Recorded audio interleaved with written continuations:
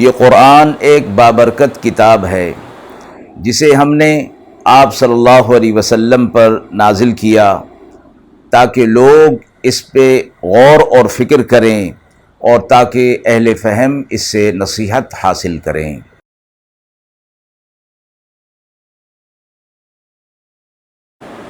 بسم اللہ الرحمن الرحیم۔ السلام علیکم ورحمۃ اللہ وبرکاتہ۔ ناظرین کرام، درس قرآن مجید کے آج کے اس پروگرام میں ہم سورہ صاد کی آیت نمبر 45 تا آیت نمبر 64 کا ترجمہ اور تفسیر پیش کریں گے اور آخر میں پوچھے گئے سوال کا جواب ہوگا۔ اعوذ باللہ من الشیطان الرجیم، بسم اللہ الرحمن الرحیم۔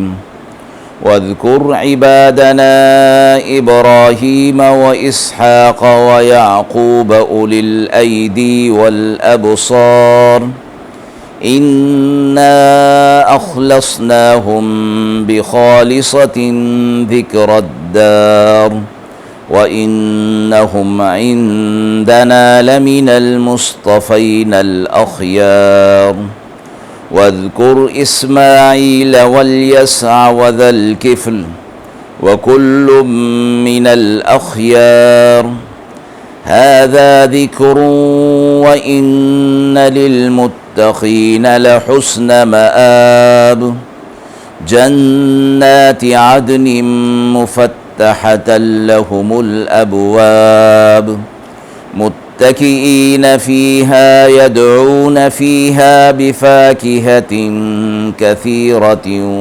وَشَرَابٍ وَعِندَهُمْ قَاصِرَاتُ الطَّرْفِ أَتْرَابٌ هَذَا مَا تُوعَدُونَ لِيَوْمِ الْحِسَابِ إِنَّ هَذَا لَرِزْقُنَا مَا لَهُ مِن نَّفَادٍ هَذَا وَإِنَّ لِلطَّاغِينَ لَشَرَّ مَآبٍ جَهَنَّمَ يَصْلَوْنَهَا فَبِئْسَ الْمِهَادُ هَذَا فَلْيَذُوقُوهُ حَمِيمٌ وَغَسَّاقٌ وآخر من شكله أزواج هذا فوج مقتحم معكم لا مرحبا بهم إنهم صالوا النار قالوا بل أنتم لا مرحبا بكم أنتم قدمتموه لنا فبئس القرار قالوا ربنا من قدم لنا هذا فزده عذابا ضعفا في النار وقالوا ما لنا لا نرى رجالا كنا نعدهم من الأشرار اتخذناهم سخريا أم زاغت عنهم الأبصار إن ذلك لحق تخاصم أهل النار۔ آیات مبارکہ کا ترجمہ ملاحظہ فرمائیں اور یاد کیجئے ہمارے بندوں میں ابراہیم علیہ السلام، اسحاق علیہ السلام اور یعقوب علیہ السلام کو کہ وہ ہاتھوں والے اور آنکھوں والے تھے۔ ہم نے امتیاز دیا تھا انہیں اپنے مخلص بندوں میں سے اور یاد اس گھر کی، اور وہ سب ہمارے نزدیک چنے ہوئے اور نیک لوگوں میں سے تھے۔ اور یاد کیجئے اسماعیل علیہ السلام کو اور الیسع کو اور ذوالکفل علیہ السلام کو، اور ہر ایک یہ خوبی والے تھے۔ یہ ایک نصیحت ہے اور بے شک ڈرنے والوں کے لیے اچھا ٹھکانہ ہے، باغوں میں سدا رہنے کے لیے کھول رکھے ہیں ان کے لیے ان کے دروازے، تکیہ لگائے ہوئے بیٹھے ہوں گے اور منگوائیں گے وہ بہت سے میوے اور پینے کی چیزیں، اور ان کے پاس عورتیں ہوں گی نیچے نگاہوں والی اور ہم عمر۔ یہ ہے وہ جس سے تم سے وعدہ کیا گیا تھا حساب کے دن کے آنے پر۔ یہ ہے روزی ہماری دی ہوئی، اس کو نہیں ختم ہونا۔ یہ سن چکے، اور بے شک شریروں کے لیے برا ٹھکانہ ہے۔ دوزخ ہے جس میں ان کو ڈالا جائے گا، سو وہ برا ٹھکانہ ہے۔ یہ ہے اب اس کو چکھیں گے گرم پانی اور پیپ اور کچھ اور اسی شکل کی طرح طرح کی چیزیں۔ یہ ایک فوج ہے دھنستی ہوئی آ رہی ہے تمہارے ساتھ کہ جگہ نہ ملے ان کو، یہ ہے گھسنے والے آگ میں۔ وہ بولے بلکہ تم ہی ہو کہ جگہ نہ ملے تمہیں، تم ہی پیش لائے تھے ہمارے یہ مصیبت، سو کیا برا ٹھکانہ ہے۔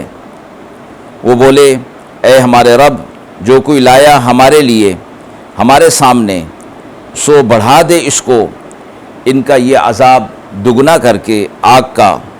اور کہیں گے کیا ہوا کہ ہم نہیں دیکھتے ان مردوں کو کہ جن کو ہم شمار کرتے تھے برے لوگوں میں؟ کیا ہم نے ان کو مذاق میں پکڑا تھا، یا چوک گئی ہیں ان سے ہماری آنکھیں؟ یہ بات ٹھیک ہوئی ہے کہ جھگڑا کرنا ہے آپس میں دوزخیوں کا۔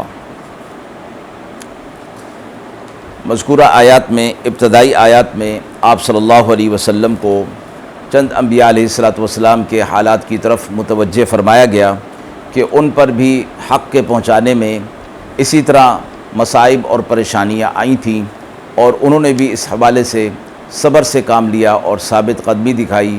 اللہ رب العزت نے ان کو کامیاب فرمایا، اور ان کا تذکرہ آپ صلی اللہ علیہ وسلم سے کر کے آپ صلی اللہ علیہ وسلم کو صبر کی تاکید، ثابت قدمی کی تاکید اور تسلی اور تشفی دی جا رہی ہے۔ میں ابراہیم علیہ السلام، اسحاق علیہ السلام اور یعقوب علیہ السلام کا تذکرہ فرمایا کہ یہ لوگ عمل والے بھی تھے اور علم والے بھی تھے۔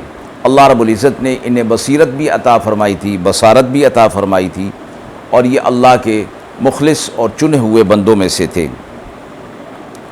اسی طرح اسماعیل علیہ السلام اور الیسع اور ذوالکفل کا بھی بیان فرمایا کہ حضرات انبیاء علیہ السلام یہ تھے۔ الیسع حضرت بنی اسرائیل کے انبیاء علیہ السلام میں سے ہیں، اور قرآن کریم میں ان کا تذکرہ صرف 2 مقامات پر کیا گیا ہے، ایک سورہ انعام میں اور دوسرا سورہ یہاں سورہ صاد میں۔ دونوں میں سے کسی مقام پر بھی اس کی تفصیل مذکور نہیں، بلکہ انبیاء علیہ السلام کی فہرست میں صرف آپ کا اسم گرامی کو شمار فرمایا گیا ہے۔ تاریخ کی کتابوں میں یہ فرمایا گیا ہے کہ حضرت الیاس علیہ السلام کے آپ چچزاد بھائی تھے، اور حضرت الیاس علیہ السلام کے نائب اور خلیفہ تھے، انہی کی رفاقت میں رہا کرتے تھے۔ ان کے بعد آپ کو نبوت عطا کی گئی۔ اسی طرح ذوالکفل کا بھی تذکرہ بہت کم جگہوں پر قرآن مجید میں ذکر فرمایا گیا ہے، یہاں تک ذکر فرمانے کے بعد کہ یہ سب اللہ کے منتخب بندے اور خالص بندے تھے اور خوبیوں والے تھے۔ اگلی آیات میں آخرت کے حوالے سے کہ جو ان کی تعلیمات پر عمل کرنے والا ہوگا، ان کی نصیحت کو ماننے والا ہوگا، وہ متقی اور پرہیزگار ہوگا۔ آخرت میں ان کے لیے کس قسم کے انعامات اللہ رب العزت نے تیار کیے ہیں، فرمایا جنت کہ جس میں وہ ہمیشہ کے لیے رہیں گے، ان کے دروازے کھول دیے جائیں گے، اور وہ تکیے لگائے ہوئے، ٹیک لگائے ہوئے تختوں پر بیٹھے ہوں گے۔ کھانے پینے کی چیزیں کثرت کے ساتھ ان کے سامنے لائی جائیں گی، اور ان کے پاس ان کی ہم عمر عورتیں ہوں گی جو نیچی نگاہوں والی ہوں گی، یعنی شرم و حیا والی ہوں گی، اور فرمایا جائے گا کہ دنیا کے اندر تمہیں اس دن کے حساب سے کے حوالے سے تم سے وعدہ کیا گیا تھا، آج وہ دن پورا ہو گیا اور وہ وعدہ پورا ہو گیا، اور یہ روزی جو ہم تمہیں دے رہے ہیں، رزق اور نعمتیں، یہ ختم ہونے والی نہیں ہیں۔ اس لیے اس کی طرف سے یہ اندیشہ نہ ہو کہ یہ نعمتیں ختم ہو جائیں گی تو پھر اس کے بعد کیا ہوگا۔ اللہ کی طرف سے فرما دیا گیا کہ یہ نعمتیں اور عیش اور آرام ختم نہ ہوگا۔ اسی طرح ان کے مقابلے میں جو شریر لوگ ہوں گے، ان کا ٹھکانہ جہنم اور دوزخ ہوگا، اور وہ برا ٹھکانہ ہے۔ فرمایا گیا کہ گرم پانی اور پیپ کا عذاب ان کے اوپر ڈالا جائے گا، اور اسی طرح کی اور عذابات کی شکلیں ہوں گی مختلف۔ اور فرمایا کہ وہ نیک لوگوں کی طرف گھسنے کی کوشش کریں گے لیکن انہیں وہاں سے دھتکار دیا جائے گا،